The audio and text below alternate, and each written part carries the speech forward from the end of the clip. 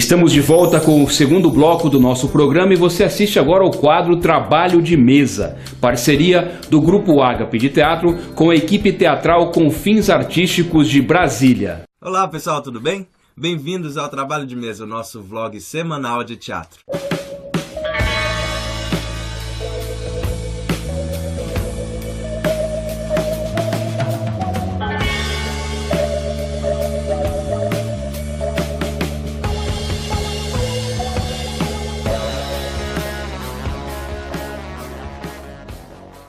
Sexologia? As pessoas também falam isso, tá entumecida. Então, o tema dessa semana foi sugerido pelo Serkivnik e a nossa intenção com esse tema foi falar especificamente sobre as falas, as rubricas e os cacos dentro do texto teatral.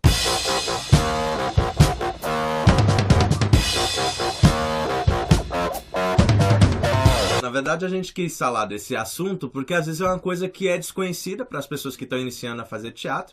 E se você já está fazendo teatro e não conhece rubricas, cacos e falas, você está no lugar errado, querido. O teatro tem uma especificidade muito curiosa. Aquilo que a gente tira do papel e põe no palco, ele muitas vezes é escrito, datilografado, impresso. A palavra peça significa texto, né? Texto escrito, é um pedaço de papel, é uma coisa escrita. Você não fala que vai assistir uma peça. Você vai assistir um espetáculo, que é uma montagem de uma peça, né? Algumas questões semânticas, etimológicas, conceituais, históricas da palavra, né? Em geral, a palavra drama, por exemplo, no teatro, ela significa ação. Fora do teatro, na vida cotidiana, digamos assim, as pessoas usam a palavra drama para significar coisas dramáticas. Dramáticas, chorosas, que nem pesadas. quando você faz na edição, que você sacaneia comigo, que você Eu põe nunca fiz isso. Você põe a Regina Duarte, põe a atriz dramática quando eu tô fazendo drama nesse lugar. Um beijo pra você. A gente Ela não deve estar vendo dramático. Esse programa, né? deve Regina, tá desculpa se você não gostou da piada. Ela nunca vai ver isso, né? Eu acho. Uma coisa é você contar uma piada, outra coisa é você interpretar a piada. É diferente, é o sistema do épico, que é quando você narra uma história. Era uma vez um cara que andou e caiu. Ou quando você interpreta o cara, aí você vai caminhar, tropeça e cai. Então, às vezes, você pode usar esse conceito equivocadamente, né? Você fala, fulano fez uma coisa dramática. Você pensa que ele tá fazendo uma coisa triste, mas, na verdade, em termos do teatro, ele tá fazendo uma coisa interpretada, né? A palavra turgia, ela vem do grego, que significa entumecido.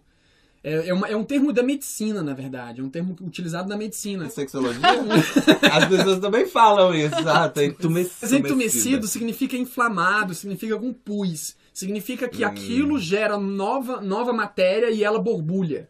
Aí eles usam muito esse termo vinculado ao lance de você escrever. Por exemplo, na liturgia, né, essa explosão, essa efervescência de algo sagrado. A dramaturgia é você pegar a ação e torná-la viva, né? Torná-la viva dela mesma, seria isso. É uma explicação super tosca. O pessoal linguística que deve estar nos vendo aí pode ficar incomodado. Que a dramaturgia é vinculado a esse lance da escrita no teatro, mas vinculado a essa palavra que é escrever. É o ato de você escrever que aquilo borbulha, digamos assim. Hoje existem pessoas falando sobre várias outras dramaturgias, né? Dramaturgia da luz, dramaturgia da cena, mas a gente não vai entrar nesse assunto. Até porque eu sou contra essa galera que fica inventando termos e acabando com os termos velhos para poder justificar seu doutorado. Pronto, falei. Vai cortar aqui com a garrafa de água quente toda essa apagação de sapo do Heineken pra continuar o programa. E aí também tem outro termo no teatro que significa rubrica. Muitas pessoas usam a palavra rubrica como rúbrica. Como rúbrica? Selecionou uma rúbrica aqui pra você, não sei o que. Principalmente o pessoal do financeiro usa muito, E né? por que não pode? Porque não dá, é uma paroxítona, né? E o acento, a sílaba tônica é no bri, então é rubrica. A palavra é rubrica, não existe palavra rúbrica, tá errado. E rubrica significa uma pequena anotação. Também é originário de uma palavra em latim que significa rubro, que é vinculado à cor vermelha. As iluminuras, eles destacavam trechos, tipo título, uma pequena informação, um detalhe a mais, com uma cor rubra. E aí aquilo ficou sendo chamado de rubrica. Talvez a palavra tenha saído daí, porque isso é uma coisa de 1200, 1100, com essa mínima escrita em cor vermelha. Então, no texto de teatro, a rubrica, em geral, ela é uma anotação que indica uma determinada ação. É uma informação que o autor está dando pro ator fazer. Muitas pessoas do teatro já ouviram esse termo da leitura branca. A leitura branca é o que a gente faz quando a gente recebe o texto pela primeira vez. Não necessariamente todo diretor e todo ator usa esse tipo de didática. Quando a gente faz essa leitura branca, né, a gente lê todo o texto, a gente se reúne os atores todos, né, do espetáculo, e aí sim, sem nenhum preconceito e sem nenhuma referência anterior ao texto, a gente começa a construir o que se quer com esse texto. A partir daí, muitas vezes o diretor define quem fará os personagens, não é? Às vezes usa por registro de voz. E pra quem é ator já profissional há muito tempo, que já fez muitos personagens, é bem difícil fazer leitura branca. É dificílimo. Tipo o Alto da Compadecida. Você pega Ariano Suassuna, um beijo pra você, né? Morreu essa semana, querido. Eu não sei se ele tá em cima porque eu sou ateu, mas se ele estiver no universo, ele pode estar lá embaixo, ó. Passa o Japão, cara, cai no universo. Quando você pega um texto como o Alto da Compadecida, por exemplo, a gente já tem tanta referência que quando o ator muitas vezes pega um texto desse pra ler, ele já colocou todas as rubricas da montagem do filme, da peça, que já tá tudo no ator, né? É só ler. E o Ariano Suassuna tem uma coisa muito boa, como o Nelson Rodrigues também, que ele consegue escrever de forma que se o ator souber ler, for alfabetizado bacana, o que é difícil. O personagem já está lá. E o Ariano Suassuna é um dos poucos autores que quando você lê, você morre de rir. É verdade. Você ri, cara. Porque o Shakespeare escreve muitas comédias, mas nenhuma. Eu duvido. Duvido alguém me chamar uma comédia do Shakespeare que tenha lido e que tenha rido. Foi lançado o desafio, ele duvida. Ele duvida. Agora, pega o Molière, por exemplo. É maravilhoso. O Molière, você lê e você racha de rir. Porque ele já é engraçado na escrita. E não só ficar dando explicações idiotas, não ficar aquelas cenas idiotas do cara no telefone. Talvez vocês já tenham visto isso. Você não sabe onde está a minha mãe? Nossa, e agora eu vou ficar muito chateado. Você não está se importando de eu estar chateado? Então é difícil escrever peças de teatro. Eu aconselho para vocês que ainda não conhecem teatro em escrito, corram, cara, porque é muito legal. É uma outra forma de ler mesmo. Ator tem que gostar de ler, porque o seu trabalho inicia por aqui. Caio Castro, um beijo pra você, querido.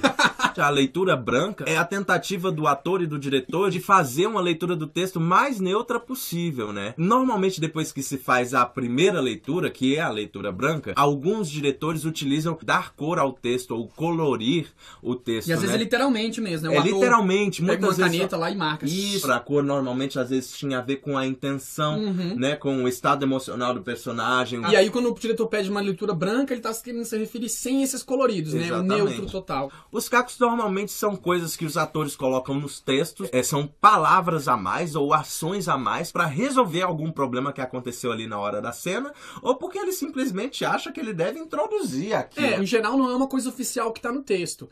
Às vezes é uma coisa improvisada de um momento, ou às vezes vira um caco que o ator põe desde o início do ensaio, das primeiras leituras, ele já põe aqueles cacos. E aí deixa de ser caco. E deixa de ser caco e vira uma adaptação eternamente. Mas ainda é um caco. E às vezes isso pode ser uma grande sacada. Ou pode ser a ruína. Normalmente, quando o ator coloca muito caco no texto, isso quer dizer que ele não tá com domínio nenhum sobre o texto que ele estudou. Às vezes, o ator ele coloca tanto caco que quando você vai ver, ele fala mais cacos do que o próprio texto. A rubrica dentro do trabalho do ator no teatro, ela normalmente é uma indicação sobre o tempo climático, muitas vezes. Atmosférico. Atmosférico que está ali, se tá chovendo, se tá sol. Às vezes o autor descreve o cenário, muitas vezes numa rubrica. Tipo, casa escura. Isso. O personagem está no centro, numa cadeira. Isso. Tem muitas peças, inclusive, que o autor, ele não descreve o cenário, mas pela rubrica você consegue visualizar todo o cenário daquele espetáculo, daquela cena. E a rubrica varia muito, porque tem autores que escrevem muito a rubrica. Como o Beckett. O Beckett, por exemplo, e aí define várias coisas. E tem autores que só colocam indicações de entrada e saída. Exatamente. O personagem fala, sai. Fala, entra o outro. E tem autores no teatro que são conhecidos pelo fato de terem rubricas curiosas. Como dizem os meninos atuais, eu pago pau para Shakespeare. O Shakespeare usa uma indicação praticamente exclusiva de entradas e saídas de personagens. É uma tradução do Carlos Alberto Nunes, tá? Esse é o livro aqui. Romeu e Julieta é uma história que não precisa ser explicado. Todo mundo sabe que história é essa. Eu peguei como uma cena em que a Julieta está no quarto com o Romeu, eles acabaram de fazer... Fuki. Não tem indicação aqui deles terem feito... Fuki. Algumas cenas anteriores, o Romeu tá conversando com uma outra pessoa E depois corta a cena pro quarto da Julieta e estão os dois lá. Estão os dois lá. Ou seja, e a fala começa assim: já vai partir? O dia ainda está longe. Não foi a cotovia, mas apenas o roxinol. Ele tá indo embora. Não, fica mais um pouquinho. Não, tem que ir. Não, fica mais um pouquinho. Aí tem aquela cena linda que Eles acendem um cigarro e ficam ali na cama. Tipo isso. Exatamente. Não, porque eles são adolescentes, eles não acenderiam cigarro. Mas... Que é isso? Tem gente fumando crack com 12 anos. Aí entra a Ama, entra a rubrica aqui dizendo que a Ama acabou de entrar. Senhora! Ama! Vossa mãe se dirige para cá. Sede prudente. Já raiou o dia, como podereis ver. Sai. O que quer dizer? Significa que ela acabou de enxergar eles dois na cama. Então a Ama é cúmplice. A Ama sabe que Julieta está namorando o cara que não pode namorar. Ela tá dizendo vaza. Fica, então só essas duas indicações, se o ator já for melhorzinho, ele já saca que isso aqui é uma indicação de interpretação. E não só uma indicação física. De ação. Como que eu devo interpretar a mulher? A gente podia dar um exemplo de Caco, só pra mostrar como é que é, né? Entra a Ama. Senhora! Ai, meu Deus, o que foi, Ama? A vossa mãe se dirige pra cá. O que é que você tá fazendo aí? Seja prudente. Já raiou o dia. Como você pode ver lá fora, o sol já saiu. Meu Deus! Aí você vê um exemplo de um ator aloprado. Né? É importante lembrar que o Shakespeare escrevia isso num teatro em que a estrutura física era muito pré-definida, né? Então, assim, todo o cenário, tudo que é indicativo, tá na boca do ator. O ator aqui fica falando várias vezes o cenário, várias vezes ele. Várias vezes ele. Várias vezes. Muitos autores se destacam pelas rubricas, como é o caso do Beckett, né? O Beckett, ele usa rubricas às vezes imensas, que ele descreve tudo numa rubrica só. Dizem que ele é o último dos modernistas, alguns dizem que ele é um dos primeiros pós-modernistas, né? Eu acho que ele é um literário que se aventura a escrever teatro. As peças dele são muito obras pra você ler. São imposições totais, 100% completas. Isso, o ator só tem que reproduzir aquilo que ele criou. Isso, o que muitas vezes é uma prisão pro ator, né? Porque as rubricas dele são super impostas, super fechadas em relação à ação do ator. São rubricas enormes, ó. Essa parte escura, na verdade, é a fala do ator. E isso aqui em clarinho é a rubrica. Essa é uma peça chamada Esperando Godot. Isso. Que é uma peça que fala sobre um grupo que fica esperando o Godot. E Godot nunca vem. Godot nunca vai. Godot não anda. É um texto simbólico que fala sobre esperar e esperar. E esperar. E esperar para nada. Que o texto termina com um dos personagens falando pro outro, vamos embora, e os dois não se movem. Que termina com uma rubrica, né? Eles não se movem. E só faz sentido para quem tá lendo. Porque se o ator simplesmente ficar parado, a plateia talvez não tenha esse impacto que tem quando você tá lendo e fala, eles não se movem. Essa é uma rubrica muito forte pra quem lê, né? Então o Vladimir fala, às vezes eu sinto que está chegando, então eu fico todo esquisito. Ele tira seu chapéu, espia dentro dele, vasculha o interior com as mãos, o chacoalha, coloca-o novamente. Como posso dizer? Aliviado e ao mesmo tempo... Ele procura a palavra. Abismado. Com ênfase. Abismado. Ele tira seu chapéu novamente e espia dentro dele.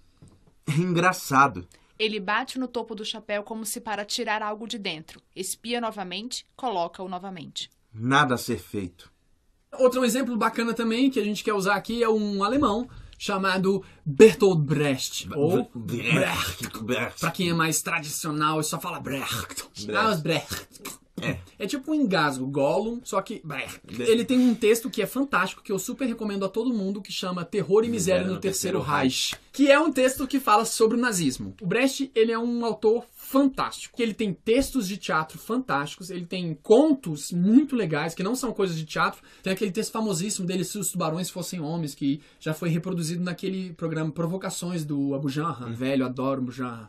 Beijo pra você, Abu Janra. Se os tubarões fossem homens, eles naturalmente fariam guerra entre si, a fim de conquistar caixas de peixes e peixinhos estrangeiros. As guerras seriam conduzidas pelos seus próprios peixinhos. Esse Terror e Miséria no Terceiro Reich fala sobre o estado de terror e pânico que foi estabelecido pela propaganda nazista, porque ele consegue fazer com que todas as pessoas fiquem em pânico. Como a campanha nazista não tinha efetivos para botar toda a população em vigia, o que eles inventaram? Eles inventaram a propaganda pânico, terror e miséria. É um lance de você fazer com que qualquer pessoa da população seja o próprio fiscal. As pessoas ficam julgando umas às outras, então todo mundo anda na linha, porque qualquer um pode denunciar e qualquer um tinha voz de prisão, a ponto da pessoa ser incriminada, morta e enforcada, sem nem sequer precisar provar. Vem pegar uma cena dessa peça chamada O Espião, em que estão o pai e a mãe dentro de casa, e aí tem uma criança, né, que tá lá e tá chovendo. E aí eles estão presos em casa porque tá chovendo, não querem sair, e todo o diálogo fica em torno disso. Eles ficam suspeitando se o filho é um espião, porque o filho age de uma forma... Se o filho foi entregar o filho os some, pais, né? aí vem o filho vai entregar porque o pai fala uma frase, essa frase não pode ser dita. A empregada aparece, a empregada não fala nada. E é tudo muito engraçado, cara. Apesar de ser em cima de um tema muito trágico e terrível que é o nazismo, o Brecht soube colocar de uma forma muito irônica a estupidez que é essa ideia do terror e miséria. Então eles estão em casa presos e estão querendo sair, mas não estão podendo e o homem não quer sair. Mulher. Antigamente a gente podia se encontrar com alguém. Pausa.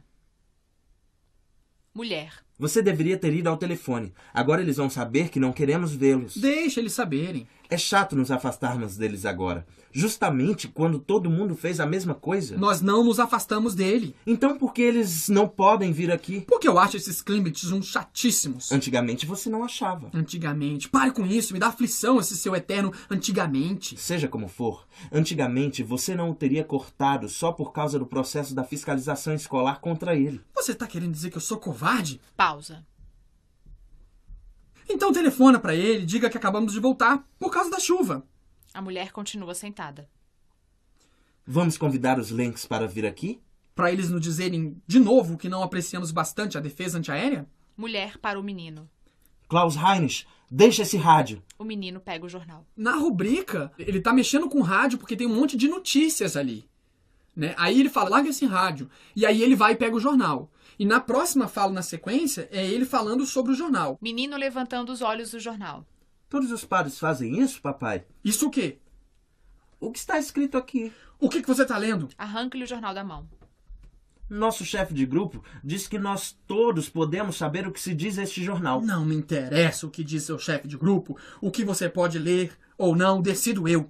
Aí aqui você tem uma piada também que os padres foram colocados como marginalizados também por essas crianças. Aí o Brecht coloca uma criança lendo o jornal, onde tem uma notícia enorme dizendo que um padre fez alguma coisa que a gente não sabe dizer o que é. Mas tem alguma coisa terrível porque o pai arranca o jornal da mão dele. E você só consegue perceber esse contexto por uma pesquisa histórica sobre o nazismo e com as rubricas do texto. O outro exemplo é o Nelson Rodrigues, que é um autor brasileiro que nasceu em 1912 e morreu em 1980.